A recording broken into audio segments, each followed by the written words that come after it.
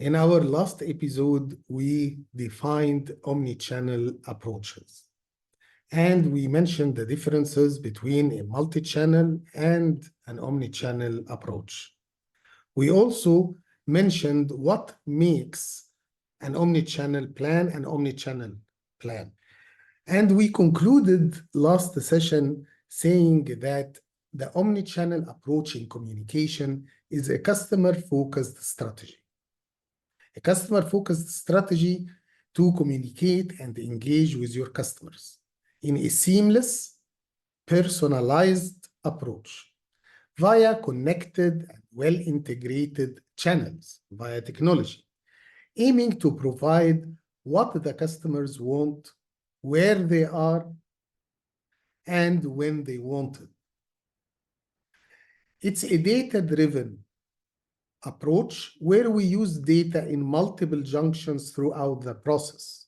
Before the communication to collect data about the customer preferences and need, and after the communication in order to monitor and get metrics about the performance of every message involved. Despite that some colleagues understand the concept, still they find it a little bit challenging to start putting together a plan for the omni-channel strategy, especially medical colleagues. Maybe because our genes as medical affairs are rooted away from marketing strategies. So today in this episode, I will not only tell you how to make a plan, an omni-channel plan in medical affairs, but I will show you how to make a medical omni-channel plan. I will show you 12 steps for an omni-channel medical plan. And all what you have to do afterwards is to go through the steps one by one in order to execute this plan. So let's get started. The first step is to define objectives and key messages. Here, you will have to clearly outline the goals you want to achieve with your omnichannel plan, such as increasing awareness, engagement, or increasing or spreading knowledge among healthcare professionals. When it comes to message, you have to develop concise and impactful messages that will communicate the key points of, let's say, new data or new studies, ensuring that these messages will resonate with the target audience. The second step is to identify your target audience, and here you will do two steps. The first is segmentation, and the second is understanding the needs of your customers. When it comes to segmentation, you have to identify and categorize your target audience based on relevant data such as specialty, geographic location, and, for example, academic and professional roles. And when it comes to understanding the needs of each of these target audience, you will have to research the specific needs and preferences of each customer segment in order to tailor your approach effectively in the next step. And then you will have to conduct a stakeholder mapping, a step that we are all familiar with in medical affairs. First, you will have to identify the stakeholders by listing all the potential stakeholders, including key opinion leaders, patient advocacy groups, regulatory bodies, and decision makers. And probably you will also need to analyze their influence by assessing the influence and the interest of each stakeholder in order to prioritize the engagement efforts as a step to prepare for putting together the engagement plan. Step number 4 is to develop a content strategy. And here you have to plan a variety of content formats such as reports, infographics, videos, and webinars to cater to different preferences of your customers. And don't forget, ensure all content aligns with your key messages and objectives. Maintaining consistency across channels, which is the main component of the omni-channel approach. Step number 5 is to develop a personalized engagement plan. And because we are talking about omni-channel plan, we mentioned the word personalized. It's not any engagement plan, but it must be a plan according to the preferences and needs of each customer.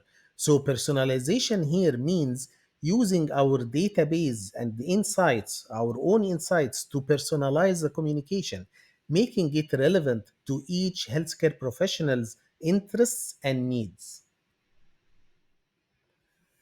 And in order to ensure seamless experience for your customers, you have also to integrate the content strategy with the engagement plan. This integration provides consistent and personalized and unified experience across all touch points. Also, the content of each channel used should be optimized to enhance its effectiveness and reach. Step number 7 is to provide trainings on this plan for the field medical teams and anyone who will contribute to the execution of this plan. This will involve training on the engagement plan itself, the key messages, and other aspects to ensure seamless personalized experience to your customers. Step number 7 is to provide trainings on this plan. And now we can start the execution, which will involve two steps: the implementation phase, where we execute the omnichannel plan according to the defined strategies and ensuring timely and coordinated efforts. Step 2 is the team coordination. We have to maintain close coordination and alignment among all team members and probably other teams as well, communicating with the same customers to ensure smooth execution and address any issues immediately. As we started the execution, step number 9 is to set up data analytics and tracking mechanisms. And here we have to implement tools and different systems to track engagement metrics, content performance, and healthcare professionals' interactions. Also, we need to regularly analyze the data to gain insights into the effectiveness of our plan and to identify areas for improvement. As we started the And in order to have very well informed the decision making process when it comes to improvement of our plan, step number 10 is to monitor and evaluate the channel effectiveness, not only via monitoring the key performance metrics for each channel, but also by collecting feedback from the key opinion leaders to understand their experiences and so we can refine our strategies accordingly. And in order to have what exactly we will do with the data of the key performance metrics and the feedback we collected from the key opinion leaders, we will do steps 11. Adjust and optimize the plan based on this feedback and data.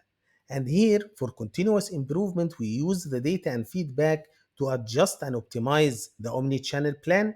And we have to be always agile in making necessary changes in order to improve engagement and achieve better outcomes. Last but not least, we have to ensure compliance with regulatory standards. We have to ensure compliance with our policies and with the local regulations. So, this is the last step in the omni-channel plan to ensure that all content, all communication strategies comply with the relevant laws and regulations and guidelines. These compliance checks should be conducted on a regular basis in order to avoid any legal or regulatory issues. And that's how you can put a medical omnichannel plan. 12 steps, follow them one after the other, and you will not miss anything, and you will have a very good plan to start planning for the execution.